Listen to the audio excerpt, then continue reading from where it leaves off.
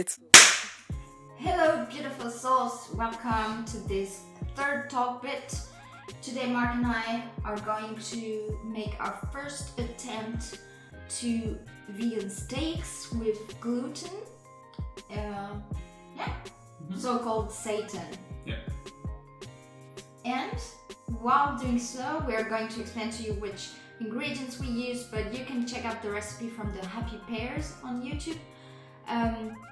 And we have chosen for today the topic of Cultured meat, yeah, or clean meat, or maybe we will talk about meat alternatives or plant-based meats, but the focus should be on clean meat.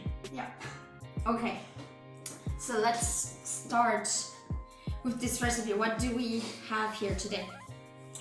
We have chickpeas and a mix of tomato paste. Is it called tomato paste or puree?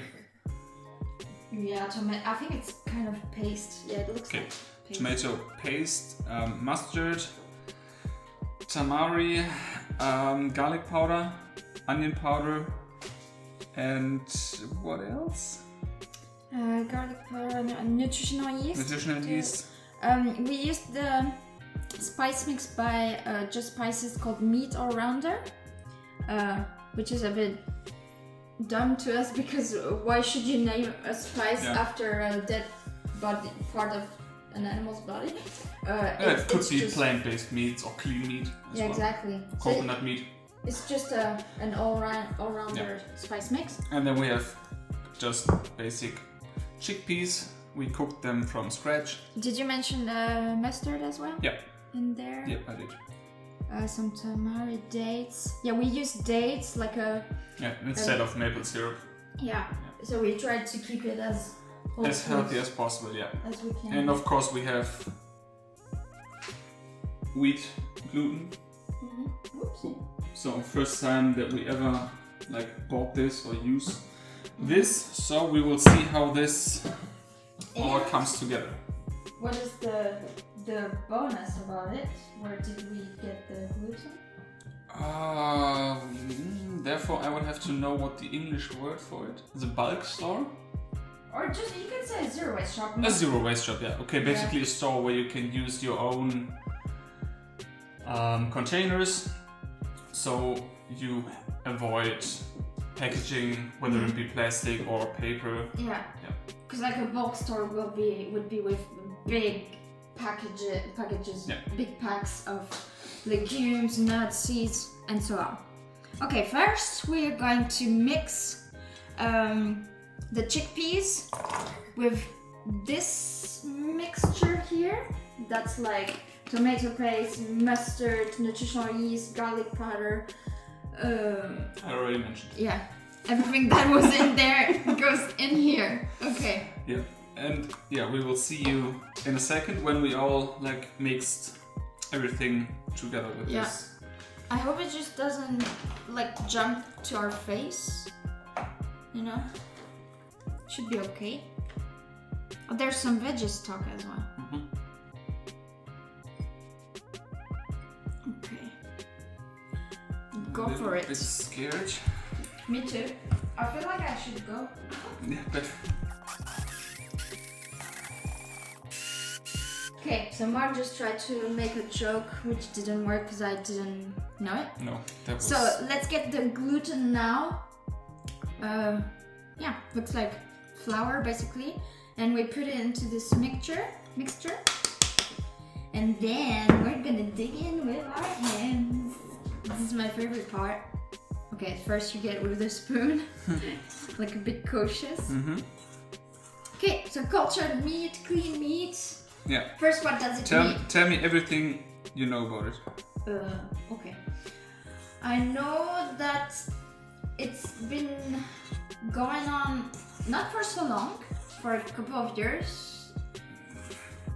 I mean, I don't know when they first tried to make it, but it's basically people in labs, laboratories, who try to reproduce meat, a piece of meat, just by using stem cells from the different respective animals, depending on which meat you want.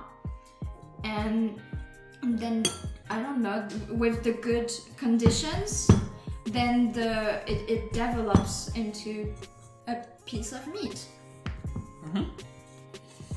But you can explain it better. Yeah, but basically the idea of clean meat, or what is actually clean meat, is basically animal tissue or mammal tissue that is grown out of an animal's actual body.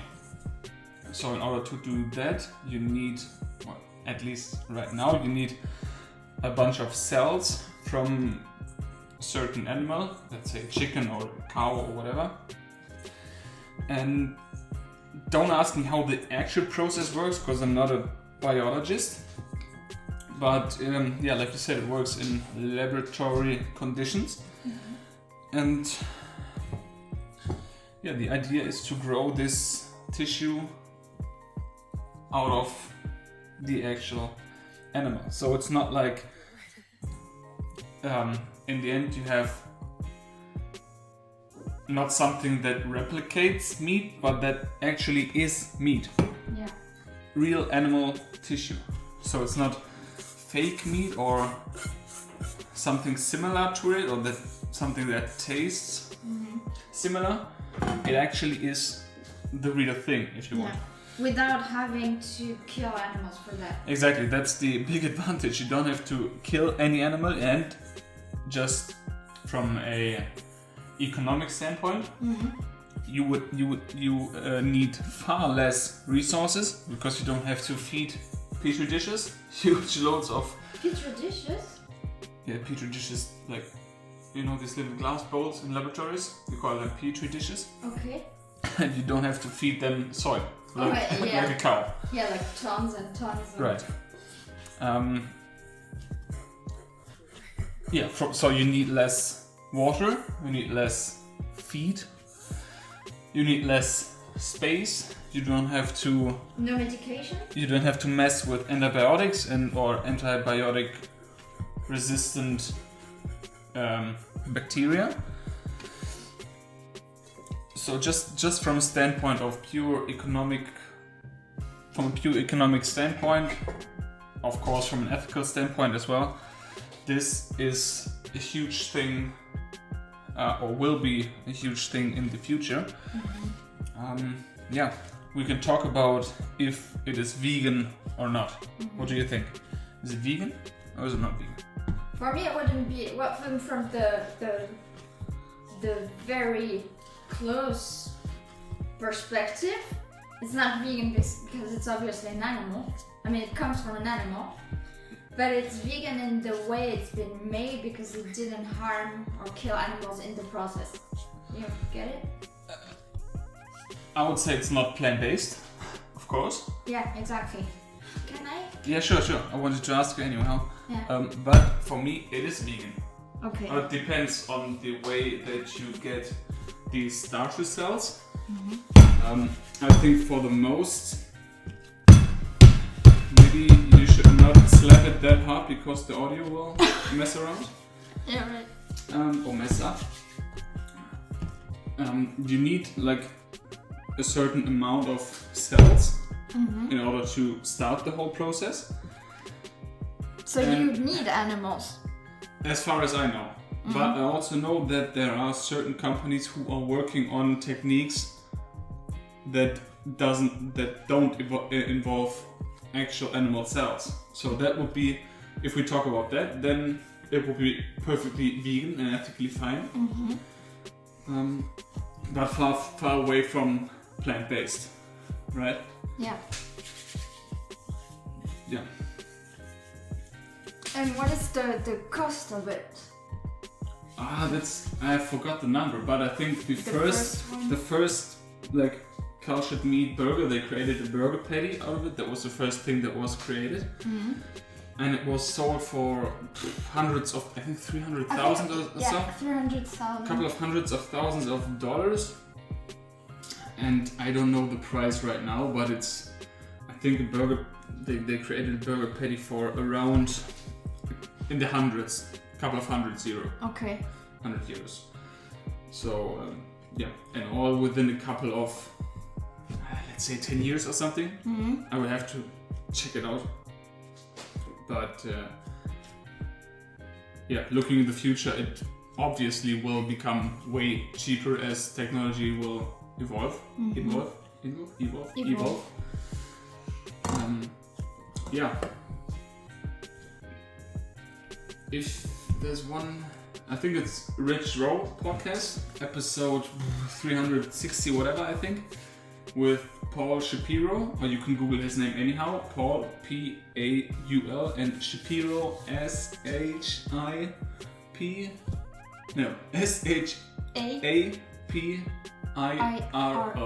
Shapiro.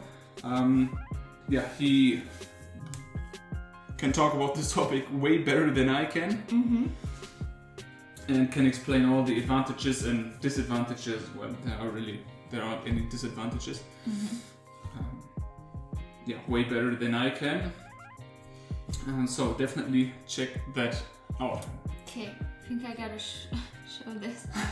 This is quite amazing. So it becomes really sticky, and like you can see how it's just stringy. I think it's not focused. No, I know it's not. Maybe. Okay. That looks a little bit disgusting. Yeah, it's a bit strange. Yeah, I think we're gonna knead the dough for another 5 or so minutes, and then we will come back. Okay, so let's get back into the meat of the topic. I don't get it. I don't get it. That's Zachman. Oh. That's sorry. That's what you say to get to the meat of a topic is get to the core. Okay. So the other thing I didn't understand his joke at the beginning, and he doesn't understand my joke. I said let's get into the weeds because we were using wheat glue. But what does it mean to get into the weeds? Like get to the topic, to the root of it. Anyhow. Maybe you misunderstood we are going to talk about not clean meat, but plant-based meat. So the thing is, of course, it's great that technology is evolving and that we will be able to create or grow meat, animal tissue without animals. But right now, we don't have to wait for another 5 years, because right now we are able to replicate the taste and the texture of meat, like you can see here. I mean, without harming animals, because the thing that that humans like is the taste. Exactly. It's more the taste than exactly the taste, the sauces, the marinade, the texture, and the flavor comes from plants. So why not use that?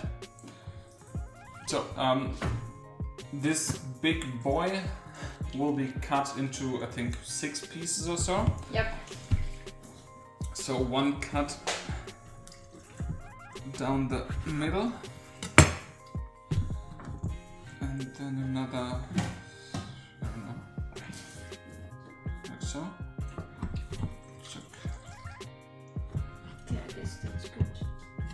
And then I would suggest we put them like this on the sides. Yeah, we're gonna steam them up. Yeah, so we improvise like a steamer because we don't have one.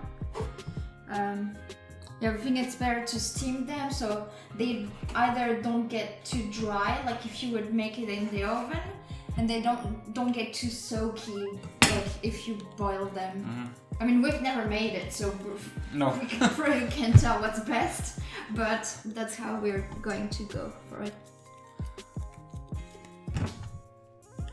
Yeah. And I mean, like, you can go for plant-based meat, like the one we bought from Garden Gourmet. Or Beyond Meat or like meat. There's just so many brands who provide you with such products, but I mean, for us that's like an exception. We're not really into meat-like products. We don't feel the need to replicate in some what? We don't feel the need to eat meat. Yeah, we don't feel the need to eat meat or anything that tastes or seems like it. We don't have to replicate it. But yeah, somehow Mark had quite a strong urge to try this recipe. I wanted to make them last year for Christmas. So exactly 1 right. year passed. Yeah. So last Already. year, because he didn't make it, he went for the Beyond Burger, Yeah. which he couldn't. Yeah. You can explain that story too, because Oh no, I failed. I wanted to buy them at a grocery store called Metro, yeah, a catering store. and they You can say Metro. It's Metro. It's famous. Yeah, and they store Beyond Meat burgers in the meat aisle, and I was desperately looking for it.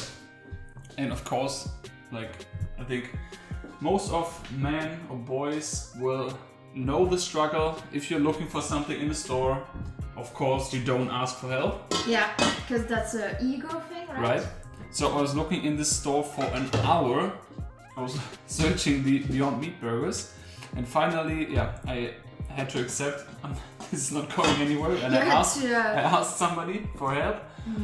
But before that, I went through the meat aisle back and forth. Corpses everywhere. It was horrible. It smelled horrible. It smelled horrible. And you could have just avoided that by asking gently someone to help. Yeah. End of the story. They sold it in packages, like 45 burger patties in a box, and you would have to buy the whole box. Well, of course, I didn't want to pay €100, which is approximately $100, for freaking Beyond Meat burgers. So I went out the store and bought 2 kilograms of tofu. Yeah. Really? Yeah, I did. Nice. Yeah, And then that you was have the story. Tofu for 10 months. Not that long. Okay. Yeah, this is going to steam up now, and then we will marinate it and catch up to you guys. Yeah. So you get to see the final result. As you can see, the seitan has, quite not doubled in size, but it increased in its size, and it's like gooey and meaty. And we're gonna marinate everything. Not everything, the steaks. The bits that you see here are dates. And after that, it looks really meaty. Yeah. Yeah, and after that, we're gonna obviously put it in the pan. Pan is ready.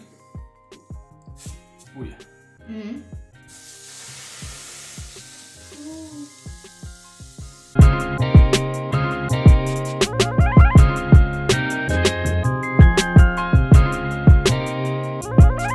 Just for you, we're gonna play the avocado lottery. It's our favorite game with Mark. Oh my freaking god, look at that! I think there's nothing more beautiful than a ripe avocado. This is the sign of success.